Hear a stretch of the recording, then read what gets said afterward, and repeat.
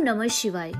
आप में से कितने लोग जानते हैं कि सृष्टि के रचयिता ब्रह्मदेव जी की पूजा क्यों नहीं होती? जानते हैं किसने दिया था श्राप?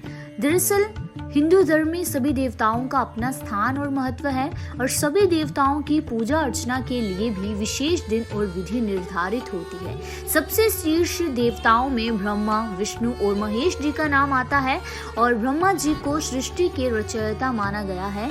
भगवान शिव, विष्णु समेत सभी देवताओं की उपासना होती है, परंतु ब्रह्मा जी की पूजा नहीं की जाती। अब ऐसे में मन में सवाल उठता है कि आखिर ब्रह्मा जी की पूजा क्यों नहीं की जाती?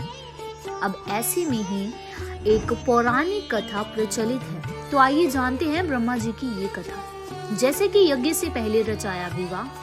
पुराणों के अनुसार एक बार सृष्टि के कल्याण के लिए ब्रह्मा जी ने यज्ञ करने की योजना बनाई। उसके बाद यज्ञ के लिए जगह की तलाश के लिए ही ब्रह्मा जी ने अपने एक कमल को पृथ्वी पर भेज दिया। कमल जिस जगह पर गिरा वहां ब्रह्मा जी का मंदिर स्थापित हुआ और ये जगह राजस्थान के पुष्कर में स्थित है।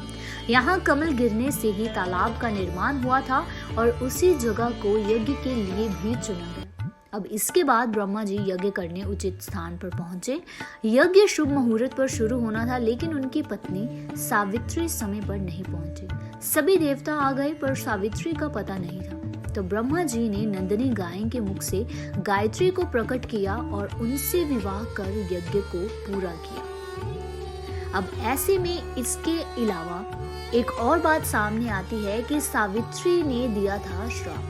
दरअसल कुछ देर बाद सावित्री यज्ञ स्थल पर पहुंची और देखा कि ब्रह्मा जी के पास एक स्त्री बैठी है और इससे वह क्रोधित हो उठी और ब्रह्मा जी को श्राप दे दिया कि पृथ्वी लोक पर तुम्हारी कहीं भी पूजा नहीं होगी। और उसी समय सभी देवताओं ने माता सावित्री से श्राप वापस लेने का अनुरोध किया।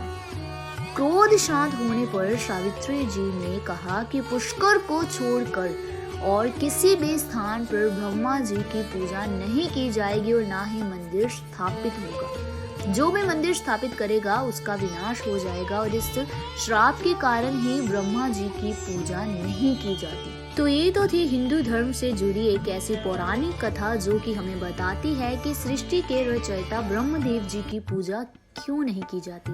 तब तक के लिए हर हर महादेव।